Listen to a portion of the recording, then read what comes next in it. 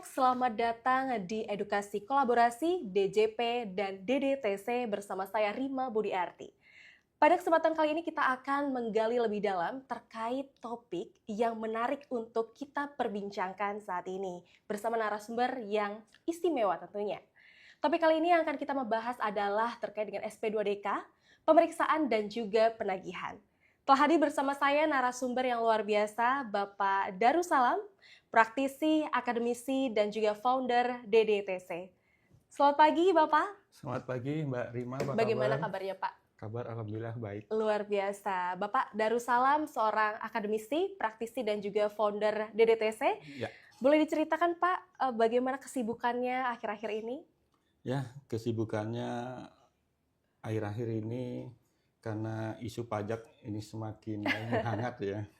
Memang pajak itu kan memang sumber penerimaan negara yang paling utama sehingga isunya itu tidak pernah berhenti. Tidak pernah berhenti ya, Pak? Jadi ya kita tetap harus update tentang isu, kita tetap harus baca buku bagaimana menanggapi isu-isu yang terjadi di lapangan seperti itu. Baik, tentunya kami sangat berterima kasih Bapak sudah meluangkan waktu untuk mengedukasi, berkolaborasi apa ya DJP dan DDTC untuk mengedukasi kawan pajak semuanya. Nah, dalam topik kali ini sangat seru ya Pak ya untuk kita diskusikan bersama dan ini juga agar kawan pajak lebih memahami nih Pak terkait dengan SP2DK. Yang kita tahu SP2DK adalah surat yang dikeluarkan oleh Kepala Kantor Pelayanan Pajak ya Pak, apabila ada dugaan bahwa wajib pajak tersebut tidak memenuhi kewajiban perpajakannya sesuai ketentuan peraturan perundang-undangan yang berlaku.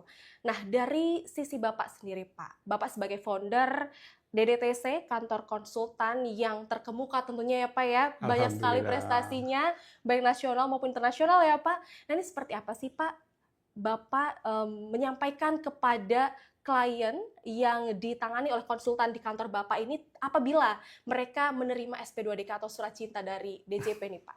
Ya, sebelum saya jawab apa yang menjadi pertanyaan Mbak Rima, mungkin kita kembali lagi dulu apa sih hakikat substansi dari SP2DK tersebut. Kalau kita lihat dari kepanjangan sendiri kan ini kan namanya surat permintaan penjelasan data dan keterangan kan seperti itu. Nah, yang ingin saya sampaikan kepada pemirsa semua bahwa surat ini bukan semacam yang surat adanya dugaan, adanya persangkaan, adanya tuduhan kalau wajib pajak itu melakukan kesalahan. Tidak. Tapi surat ini menurut pandangan saya konteksnya, substansinya adalah surat bagaimana otoritas pajak untuk meminta klarifikasi kepada wajib pajak atas data-data, informasi, bukti-bukti yang ada di internalnya otoritas pajak untuk diklarifikasi oleh wajib pajak apakah data yang ada ini sudah dilaporkan atau belum melaporkan, benar atau tidak. Jadi menurut saya ini kesempatan bagus ya bagi wajib pajak dalam menjelaskan kepada otoritas pajak kalau memang wajib pajak selama ini sudah memenuhi ketentuan peraturan yang ada, ini justru kesempatan untuk menjelaskan bahwa ini loh, kami sebagai wajib pajak sudah menjalankan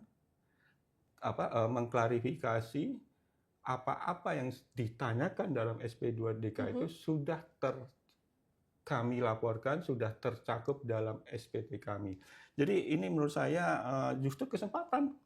Jadi sudut pandang saya justru kesempatan. Sepanjang kalau kita sudah benar, sudah sesuai aturan, kita sudah mendokumentasikan semua bukti, semua data, semua keterangan dalam bentuk satu dokumentasi tertentu, ya kita monggo aja kalau memang ini dipertanyakan kembali ya kita akan siapkan, kita akan sampaikan tanpa ada perasaan apapun juga. Karena kita pada dasarnya menurut pandangan kami sebagai wajib pajak kita sudah apa-apa yang sudah ditanyakan semua sudah tercakup dan atau terlaporkan dalam SPT kami seperti itu. Jadi menurut saya dari sudut pandang saya sebagai pimpinan dari DDTC memberikan informasi kepada wajib pajak, ya kalau kalian sudah patuh, ya nggak ada masalah.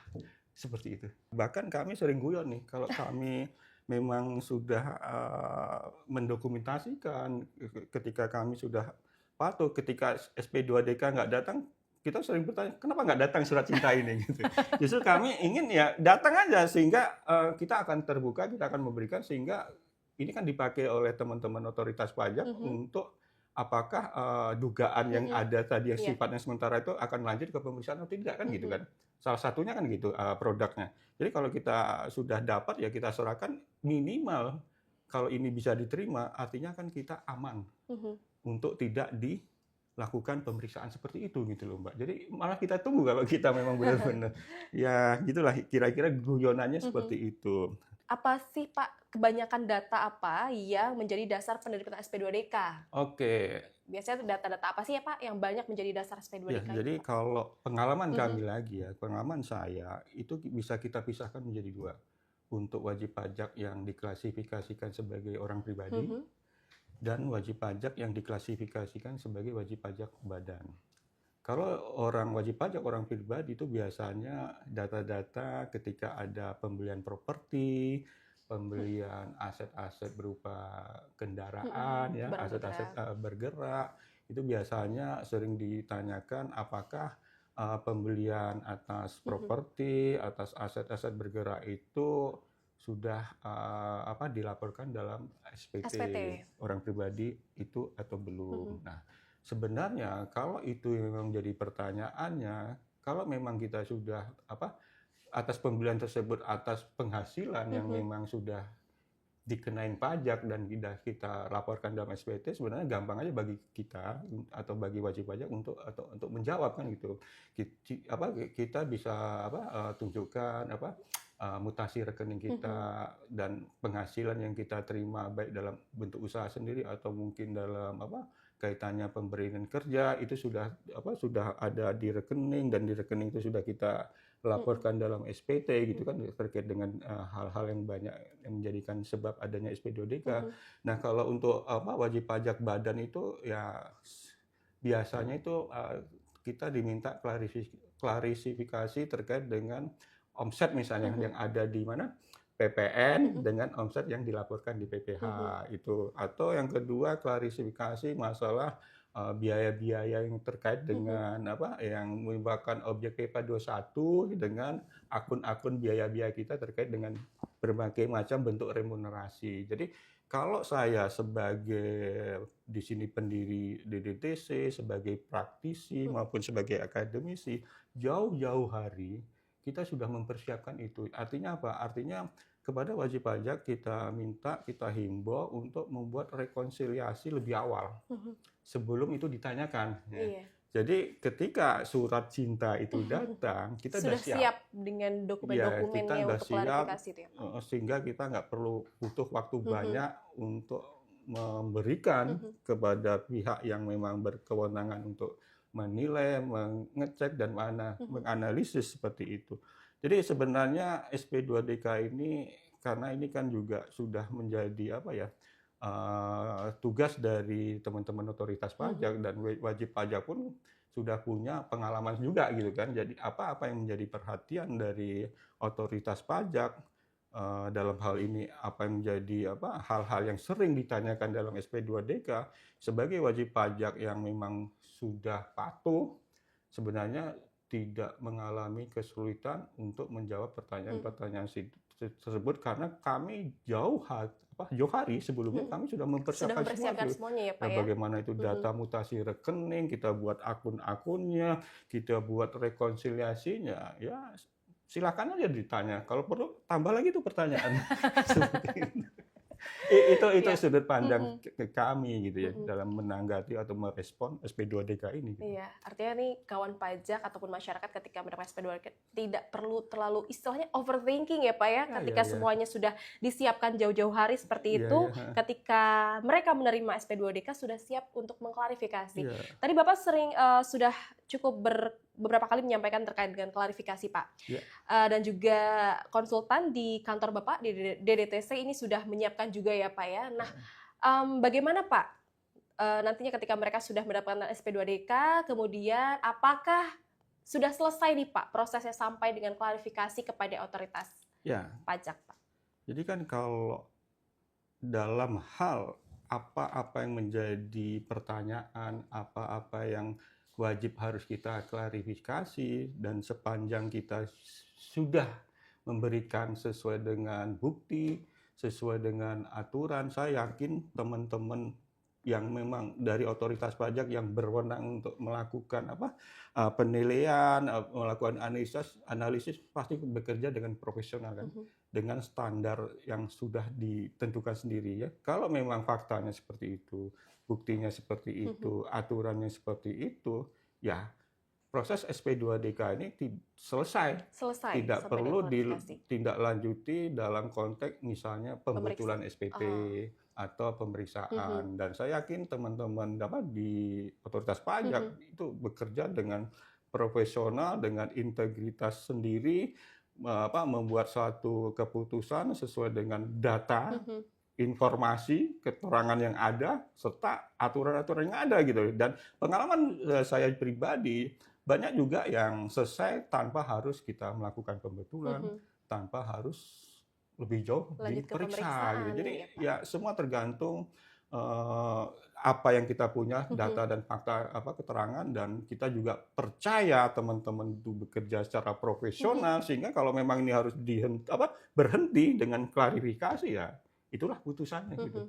Jadi menurut saya tidak usah terlalu khawatir berlebihan dengan kata kunci sepanjang wajib pajak itu memang sudah melakukan sesuai dengan aturan yang ada.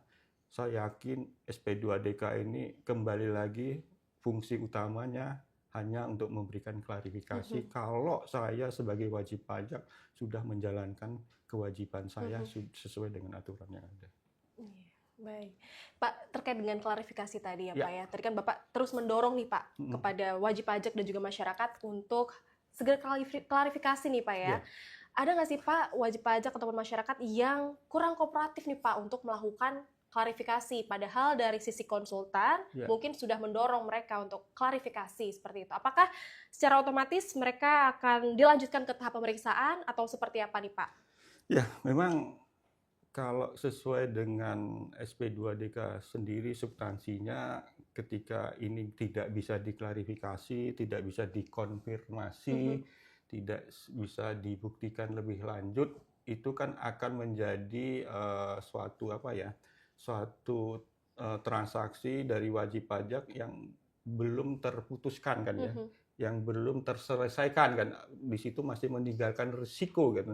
Dan yang saya dengar bahwa otoritas pajak di sini dalam hal ini DJP kan itu punya sistem tersendiri ya untuk menganalisis risiko wajib pajak, baik perilakunya, baik profilnya dan semacamnya, dan ini tentunya akan menjadi bagi teman-teman otoritas pajak untuk wajib pajak yang mempunyai risiko untuk lebih lanjut ditindaki melalui pemeriksaan pajak. Dan menurut saya itulah yang prosedur dan sistem yang ada di otoritas pajak, dan saya pikir itu hal yang wajar karena berdasarkan sudah diberi kesempatan untuk mengklarifikasi tapi tidak dipergunakan dengan berbagai macam alasan, memang belum siap atau dokumennya memang belum terdokumentasi dengan baik, pencatatannya mungkin ada tetapi tidak terdokumentasi, itu yang saya maksud. Sehingga ada kemungkinan dia akan menjadi wajib pajak yang berisiko, yang bisa jadi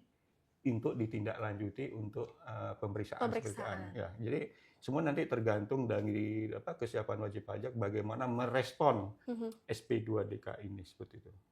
Ya, sebelum kita berbincang lebih lanjut nih Pak terkait dengan pemeriksaan, mungkin Bapak bisa sampaikan nih Pak, apa sih Pak tantangan utama wajib pajak dalam merespons SP2DK? Mungkin Bapak juga bisa memberikan pesan nih Pak kepada wajib pajak dan masyarakat, bagaimana sih Pak merespon SP2DK ini gitu? Sesuai dengan tadi saya bilang substansinya, SP2DK ini kan sebenarnya lagi-lagi permintaan klarifikasi ya atas data-data yang dipunya di internal teman-teman otoritas pajak. Nah, yang WP bisa lakukan adalah bagaimana mempersiapkan untuk merespon tersebut. Caranya atau yang paling utama adalah mendokumentasikan semua kewajiban-kewajiban pajak yang memang sesuai aturan harus dilakukan oleh atau apa yang harus dipersiapkan ya kita persiapkan jauh hari sebelum surat itu datang. Sehingga itu yang paling utama menurut saya lagi-lagi dokumentasi seperti kalau kita beralih ke transfer pricing itu kan juga ada kewajiban untuk mempersiapkan dokumentasi transfer pricing. Nah, ini dokumentasi yang lebih dalam tanda kutip lebih komprehensif dari transfer pricing itu sendiri seperti itu.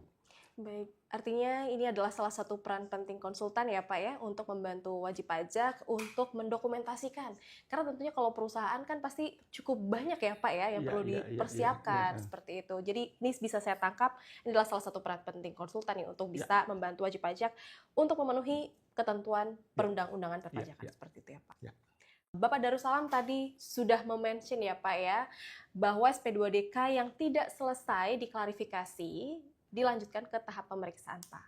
Nah terkait dengan pemeriksaan ini mungkin stigma masyarakat, wah ini pemeriksaan menyeramkan begitu ya Pak ya. Kekhawatiran masyarakat ataupun wajib pajak terhadap pemeriksaan ini seperti apa sih Pak? Ya menarik pertanyaan ini ya, masalah kekhawatiran, ada kata stigma lagi di situ ya. Ini nggak terlepas mungkin dalam perjalanan pemeriksaan itu sendiri. Pemeriksaan kan tidak hanya terjadi hari ini, kemarin, tapi ini kan sejak reformasi pajak kita tahun 83 gitu kan ya, pemeriksaan terus berkembang dinamis kan sampai hari ini. Jadi bisa aja kekhawatiran itu timbul karena cerita yang dulu, pengalaman pribadi.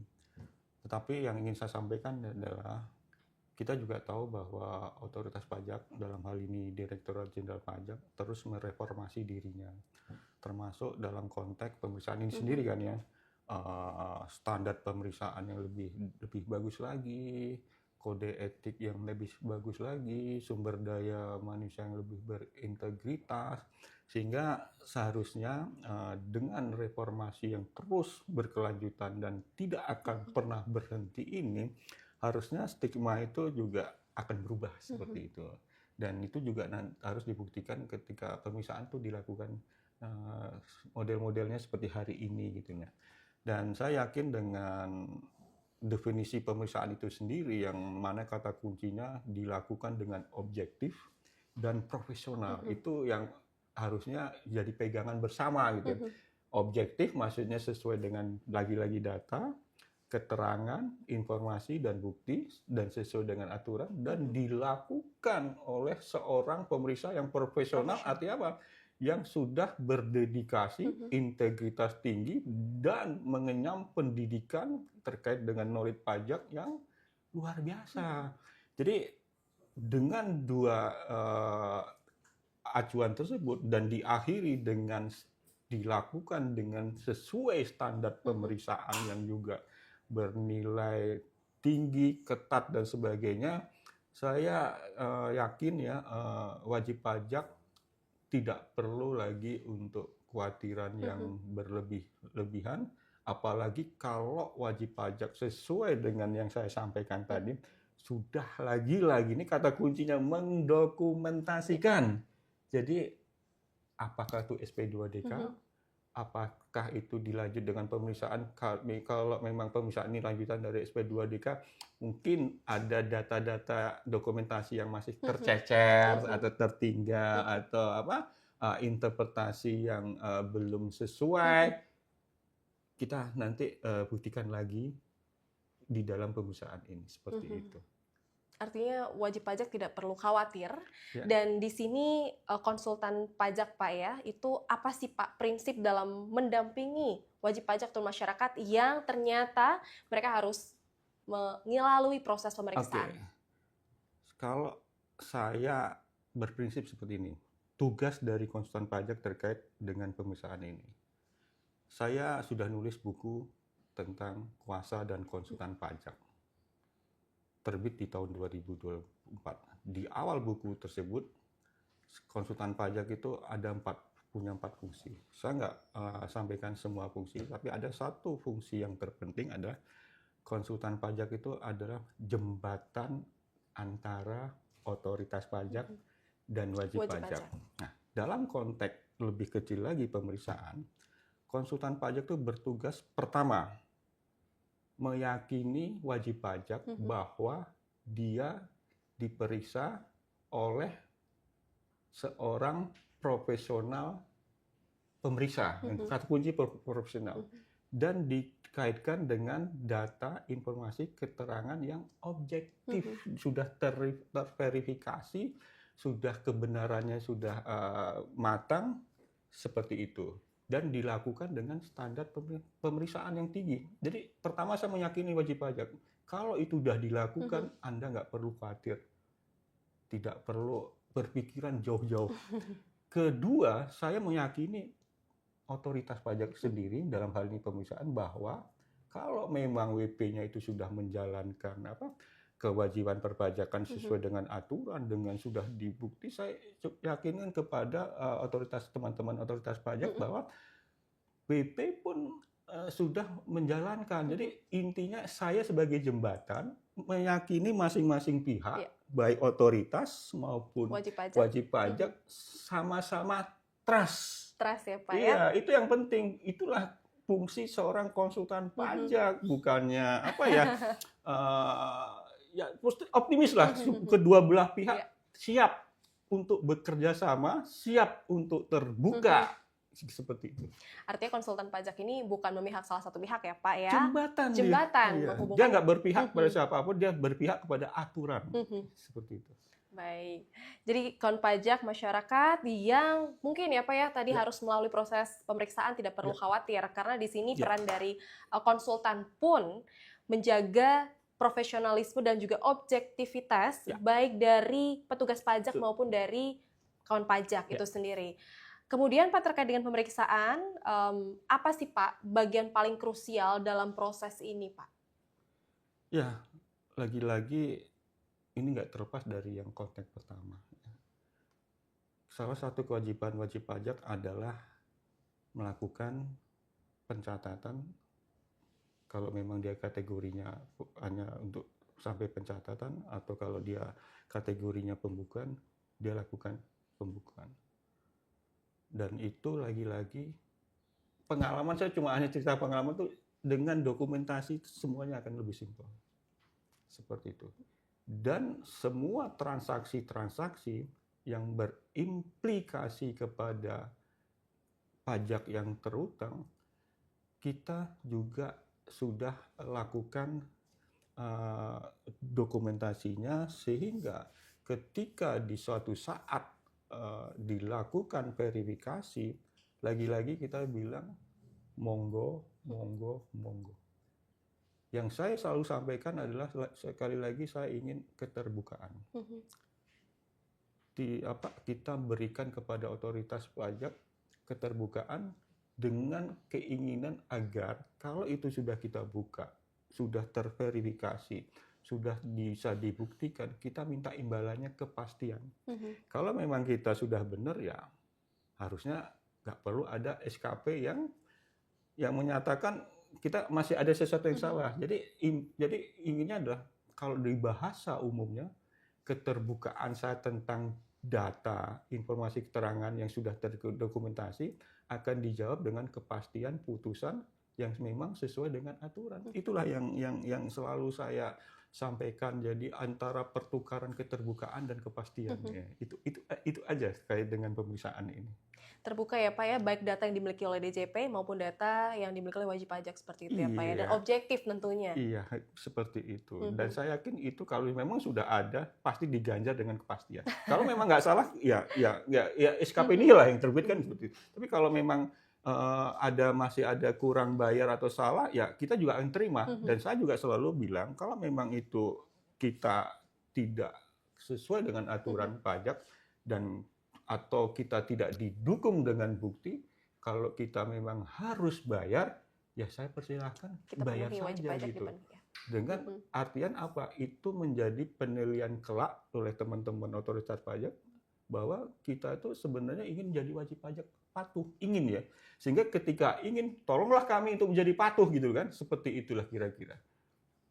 Baik, Bapak terkait dengan pemeriksaan ini Pak. tadi Bapak juga sampaikan bahwa peran konsultan ini sebagai jembatan. Ya. Bagaimana sih Pak komunikasi antara petugas pemeriksa Ya. dengan wajib pajak selama ini yang Ya. dari sudut pandang Bapak? Ya, sekarang ada hal menarik perkembangan pemeriksaan ini di level banyak negara ya, Mbak ya. Paradigma konfrontasi itu sudah ditinggalkan. Jadi nggak ada lagi sangat ketinggalan zaman lah kalau antara petugas pajak dengan wajib pajak itu saling berkonfrontasi. Yang ada hanya masing-masing pihak akan berlarut-larut. Makanya ke depan atau kita mulai hari ini kita bertransformasi dari konfrontasi ke kolaborasi. Kata kuncinya kolaborasi. Apa itu kolaborasi? Keterbukaan lagi. Ketersediaan atau kemauan wajib pajak untuk terbuka terkait dengan apa yang menjadi kewajiban pajak mereka, dan tuntutan kita kepada petugas pajak adalah kepastian. Jadi menurut saya kalau kita sudah terbuka, sudah dicek kebenarannya, teman-teman otoritas pajak pun sudah enak dan tidak berisiko untuk apapun juga kan. Ketika dia akan mengeluarkan surat SKP, katakan SKP nihil, juga nggak masalah karena semua sudah terverifikasi gitu kan. Seperti itu. Nah, jadi menurut saya ke depan kita mungkin antara DJP dengan wajib pajak, kata kuncinya ayolah kita saling kolaborasi, saling percaya, saling terbuka, saling menghormati dengan kedudukan masing-masing. Seperti itu. Ya, baik, ini juga menjadi ruang perbaikan ke depannya bagaimana pola komunikasi pemeriksa dan juga wajib pajak, dan juga bagaimana konsultan ini bisa terus menjembatani untuk menjaga objektivitas seperti itu. Baik, Bapak, tadi setelah kita berbincang terkait dengan pemeriksaan, Pak, apakah ada, Pak, di lapangan ini wajib pajak yang tidak selesai di pemeriksaan dan lanjut ke proses berikutnya, mungkin penagihan, apakah ini juga Bapak dapati di lapangan itu seperti itu? Itu kan konsekuensi logis dari hukum terkait dengan proses pungutan pajak kan ya. Ini kan ultimum upaya terakhir lah ya. Tetapi saya selalu bilang kepada wajib pajak, jangan sampai kita ada di tahap di mana proses penagihan itu dimulai. Karena saya selalu menganggap dan saya sampaikan selalu bahwa ibaratnya dari tadi SP2DK, pemeriksaan dan penagihan pajak itu ibaratnya piramida. Semakin ke bawah ruangannya kan semakin besar ya. Di situ ada SP2DK. Kesempatan kita untuk klarifikasi sebanyak mungkin untuk menentukan bahwa kita sudah menjalankan aturan pajak dengan baik. Justru atas sesuatu yang nggak ditanyakan, kalau boleh kita jawab gitu, kita jelaskan siapa kita. Kita tuh wajib pajak patuh, nggak ada masalah menurut saya untuk memastikan bahwa kita nggak ada masalah. Karena di situ ruang yang sebesar-besarnya klarifikasi. Nah, di atas itu kita masuk proses pemeriksaan itu kan semakin yang di tengah kan semakin sempit. Ruangannya tidak sebesar di SP2DK. Dan kalau kita masuk ke piramida yang paling ujung, di situ kan ada namanya penagihan kan, semakin sempit lagi. Dan saya selalu bilang, kita harus selesaikan masalah perbedaan, apakah itu perbedaan data maupun bukti maupun interpretasi itu di ruang SP2DK. Kalau bisa jangan sampai pemeriksaan, apalagi sampai ke penagihan pajak, apalagi itu turun surat paksa, surat penyitaan, itu sesuatu yang menurut saya jangan pernah ada di proses itu. Bagaimana Pak strategis yang Bapak berikan kepada kawan pajak ketika mereka terpaksa harus melalui proses penagihan, Pak? Oke, pertanyaan yang sebenarnya kalau bisa pertanyaan itu dihindari. Jangan sampai kita, tadi saya sudah sampaikan di proses penagihan ini. Tapi kalau memang ini harus terjadi, apa yang bisa dilakukan oleh wajib pajak? Kan seperti itu.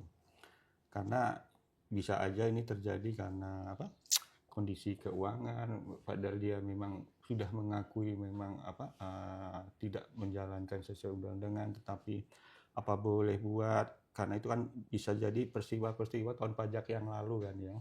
Sementara itu bisanya proses itu terjadi tahun pajak sekarang. kondisi ekonomi, kondisi bisnisnya bisa jadi udah berubah kan gitu, sehingga ada keinginan untuk membayar ketetapan itu atau dan sebagainya, tapi karena kondisi keuangan nggak ada, sehingga tidak bisa melakukan, sehingga masuklah kita yang dinamakan dengan proses penagihan itu sendiri.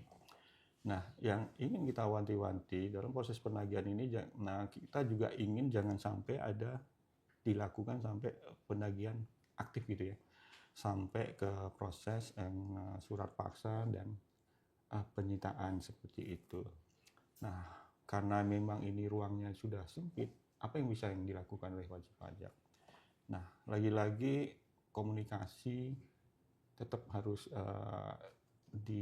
disampaikan, dialog juga harus terjadi, bicarakan kondisi keuangan kita, bicarakan kemampuan membayar kita dan sebagainya. Jadi semakin sempit lah yang bisa kita lakukan, dan yang penting kita tetap menunjukkan niat baik kita bahwa kita sampai ke proses penagihan ini, kalau memang itu faktornya tadi kondisi keuangan yang nggak memungkinkan, ya kita sampaikan, dan itu yang terus kita garis bawahi, sehingga kita itu tidak akan dikategorikan yang wajib pajak yang sengaja untuk tidak patuh.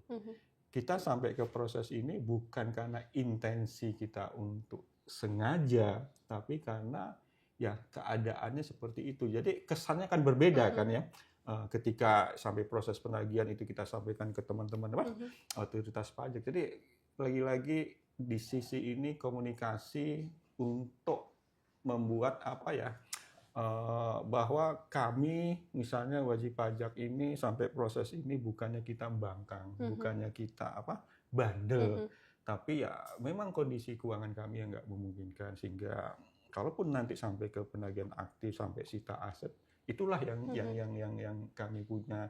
Dan juga bisa mungkin kita terjadi dulu karena salah manajemen masa lalu nih, manajemen sudah ganti kan, nggak paham soal pajak seperti itu bisa aja terjadi faktanya di lapangan. Tapi kan apapun resikonya, itu kan proses ini tetap harus jalan seperti itu. Jadi yang saya tangkap, wajib pajak itu harus terbuka, menyampaikan kondisinya seperti apa ya Pak ya dalam proses penagihan ini, karena akan ada beberapa opsi yang sah dan legal seperti mengajukan permohonan angsuran ataupun penundaan. Dan yang saya tangkap dari Bapak, kata kuncinya adalah wajib pajak ini jangan diam atau bahkan menghindar dari proses ini, karena itu akan justru memperburuk situasinya ya Pak ya. Iya, karena dengan adanya penagihan, nanti ketika penagihan ini selesai kan dia tetap juga sebagai wajib pajak. Tadi sempat disinggung ada upaya bisa melakukan penundaan atau melakukan angsuran. Itu salah satu yang bisa diberikan oleh aturan itu sendiri atau oleh otoritas pajak. Menurut saya kalau itu masih memungkinkan bagi wajib pajak, tadi karena saya bilang tadi faktor kondisi ya itu dilakukan gitu. Upaya-upaya masih memberikan wajib pajak kesempatan ya, itu kan walaupun kesempatan di ujung gitu kan, dengan keringanan yang bisa wujudnya tadi cicilan atau penundaan. Kalau memang itu masih ada ruang, ya kita harus usahakan untuk mendapatkan itu. Tapi yang lebih kata kunci lagi adalah kalau sekarang itu kan, kalau dalam konteks global yang jadi masalah itu bukannya kita ada pilihan nih, SKP besar atau reputasi. Nah, yang dijaga itu justru reputasi. Jadi artinya apa? Artinya jangan sampai ketika kita sudah melalui proses penagihan, itu kan kesan di luar, kesan dari otoritas pajak terhadap wajib pajak ini kan, wah ini wajib pajak yang memang sengaja untuk tidak patuh. Yang ingin saya sampaikan, agar jangan sampai kita dikasih stempel itu. Karena ini bisa jadi karena kesalahan pajak masa lalu. Yang dimana mungkin bisa jadi kalau itu badan usaha atau wajib pajak badan, itu kesalahan manajemen lalu. Sementara saya baru ada hari ini seperti ini di perusahaan. Jadi tetap upayakan penundaan cicilan, tapi yang lebih penting jaga reputasi Jaga wajib reputasi pajak wajib itu. pajak ya Pak Iya, ya. heeh. Baik, terkait dengan permohonan angsuran ini Pak, Mm-mm. mungkin Pak Darus ada tips nih Pak kepada kawan pajak agar permohonan angsuran ini bisa dikabulkan Pak. Ya, tentunya semua apa-apa yang dipersyaratkan agar angsuran itu dikabulkan, dipenuhi, tentu ada persyaratan-persyaratan tertentu. Nah, tentunya kan juga akan melihat lagi-lagi itikat baik. Kalau saya bilang itikat baik itu di nomor satu. Kedua, bagaimana kondisi keuangan kita kan, bagaimana arus kas kita, bagaimana dana kita yang ada di situ kan seperti itu. Apakah memang memungkinkan dilakukan itu kan seperti itu. Dan perlu juga kita lakukan komunikasi dengan baik dan untuk meyakinkan dengan didukung dengan 3 hal tersebut. Itikat baik untuk menyelesaikan masalah ini. Kedua dengan kondisi keuangan kita, kondisi arus cash flow kita, dan meyakinkan bagaimana semuanya nanti bisa kita selesaikan melalui mekanisme angsuran atau pendanaan tersebut. Dan kalau memang itu memang benar-benar faktanya seperti itu, ya insya Allah akan didapat. Sehingga dengan itu kita masih bisa dikategorikan yang memang wajib pajak yang dalam konteks tidak ada intensi. Tidak ada intensi untuk menggelapkan, tidak membayar pajak seperti itu. Itu yang selalu saya tekankan kepada wajib pajak, jaga, dan jaga. Kembali lagi ya Pak ya, keterbukaan, jangan ada dusta di antara kita ya Pak. Ya bisa diasosiasikan dengan terminologi tersebut gitu kan. Baik, Bapak, tapi ketika misalkan Pak wajib pajak ini memang terpaksa harus masuk ke penagihan aktif, apa sih Pak saran Bapak kepada wajib pajak menyikapi surat paksa atau penyitaan? Oke. Ruang, lagi-lagi ruang ya. Susah bagi teman-teman di otoritas pajak, susah juga di wajib pajak. Karena ya nggak ada lagi ruang untuk apa ya. Ini kita sudah di perjalanan akhir gitu loh ya. Tapi ya saya cuma lagi-lagi ingin menyampaikan ya inilah kondisi yang memang harus dilewatkan, dan lagi-lagi saya ingin sampaikan tidak ada niat untuk seperti ini, itu yang bisa saya lakukan. Tidak ada niat jahat atau good faith, niat yang tidak baik terkait dengan kenapa kok saya sebenarnya juga bisa disampaikan nggak mau dengan masuk di kondisi ini. Jadi intinya adalah karena ruang yang sempit, dan saya sebagai founder dari DDTC saya selalu menyarankan jangan pernah masuk ke ruang penagihan. ini, ya, ke ruang penagihan. Jangan pernah masuk. Jangan pernah kita membuka pintu untuk sampai ke situ. Karena apa? Karena sebelum proses penagihan ini terjadi, kita sudah diberi ruang yang terang benderang di fondasi piramida itu yang paling mendasar melalui SP2DK tersebut. Itulah fungsinya. Dan menurut saya SP2DK ini kan relatif baru, dulu juga nggak dikenal kan ya. Jadi kalau menurut saya dari sudut pandang saya, kalau dulu kan langsung pemeriksaan kan ya, tapi sekarang diberikan ruang baru kan, yang terang benderang untuk klarifikasi. Menurut saya pakai.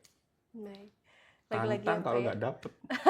Ya karena di situ kan nanti ada by system, tadi saya bilang kan, by system itu kan ada, menurut dugaan otoritas pajak ada ruang-ruang yang belum terputuskan kan, risikonya masih ada. Dan menurut saya SP2DK itu kan masuk untuk supaya kita nggak dikategorikan sebagai wajib pajak yang berisiko yang nanti bisa terpilih untuk dilakukan pemeriksaan. Seperti itu. Baik, lagi-lagi kan pajak, manfaatkan ruang SP2DK, klarifikasi sampai dengan tuntas, jangan sampai masuk ke pemeriksaan atau bahkan di tahap penagihan. Ya. Begitu Bapak? Ya. Itu nggak boleh masuk ke situ deh pokoknya. Ya karena udah dikasih kesempatan. Kalau kita nggak pakai, itu kalau menurut saya wajib pajak tuh ada struktur tuh, ada tim pajak kan. Itu kalau nggak pakai itu udah ini suatu apa ya menurut saya. Kamu dikasih ruang, kamu nggak pergunakan, itu bos besar bisa apalah dengan tim-tim ini gitu loh. Jadi seperti itulah realitas dan cara pandang yang harus dilakukan terkait dengan, kita kan tadi diawali dengan SP2DK kan gitu. Itulah menurut saya. Jadi di sini tuh cara pandang bagaimana kita menyikapi wajib pajak. Bisa jadi orang menyikapi apa-apa tuh SP2DK, menambah beban, menambah kewajiban, bikin stres, bikin waktu habis di situ. Itu sudut pandang tersendiri. Tapi kalau kita punya sudut pandang lain dengan kalau kita memang udah patuh, oh ini kesempatan nih bagi saya. Saya wajib pajak patuh loh, dan saya bangga atas itu. Ini saya siap untuk buka-bukaan, tapi tolong saya dikasih kepastian putusan atas keterbukaan saya, minimal saya tidak menjadi wajib pajak yang berisiko untuk diperiksa. Oke, simple. Baik, Bapak, ini kita akan memasuki segmen refleksi, yang mana saya harap Bapak bisa lebih banyak memberikan pesan kepada kawan pajak semuanya.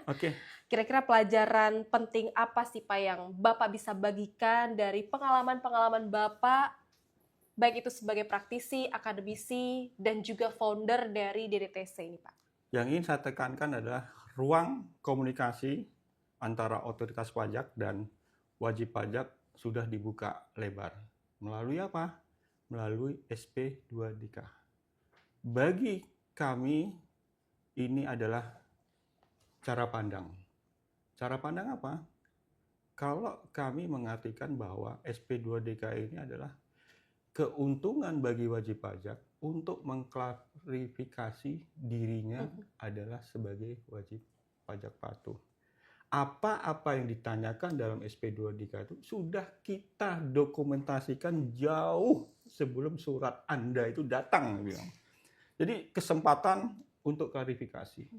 Kalau itu cara pandang saya dan itu yang saya anjurkan kepada para wajib pajak. Kedua, yang bisa saya sampaikan dalam hal terkait dengan 3 hal dan peran konsultan pajak. Tadi di awal saya menyampaikan ada 4 peran konsultan atau profesi konsultan pajak. Dan peran yang kedua, tadi peran pertama sudah saya sampaikan adalah bagaimana meyakinkan masing-masing pihak karena dia sebagai jembatan. Kalau yang ini perannya adalah bagaimana konsultan pajak itu bisa juga dalam konteks yang dinamakan profesi yang official nobile. Officium nobile. Jadi konsultan pajak itu bekerja semata-mata tidak hanya untuk profit, tapi punya tanggung jawab, punya peran melakukan edukasi pajak. Ini peran yang sangat penting. Artinya apa?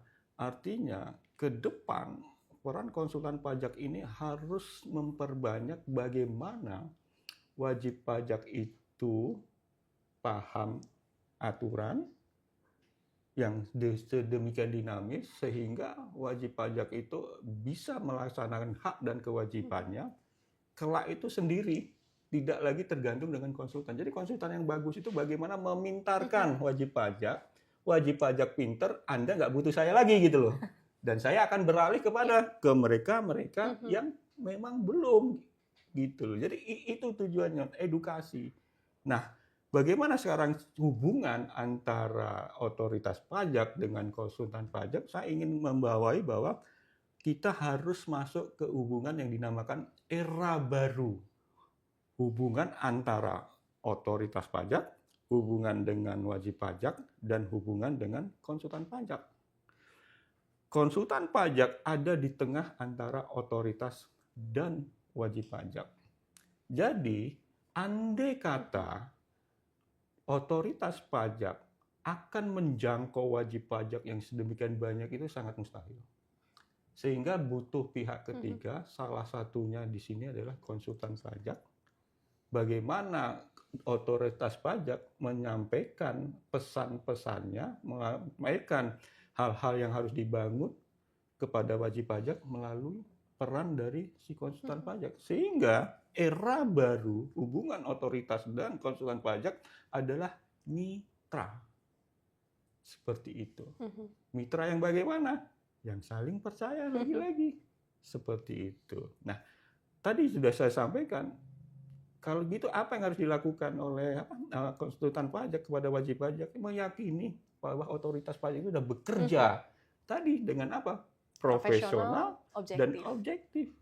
Dan juga meyakini bahwa kepada otoritas pajak bahwa wajib pajak saat ini sudah berbeda dengan yang dulu yang hubungannya atas konfrontasi.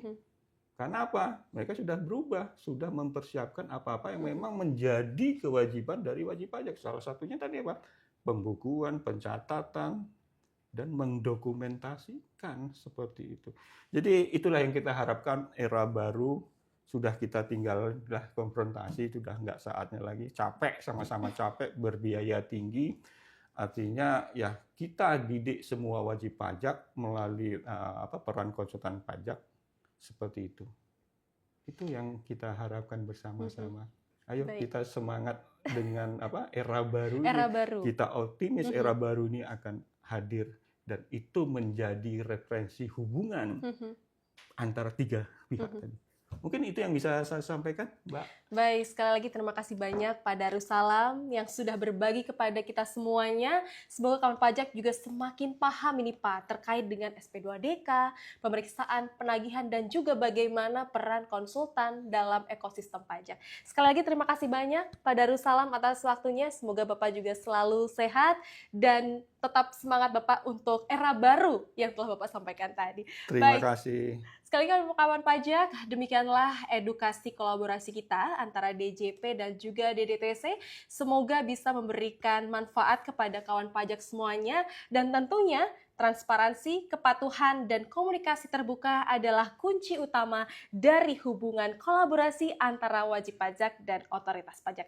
Saya Rima Budiarti pamit undur diri dan sampai bertemu di lain kesempatan.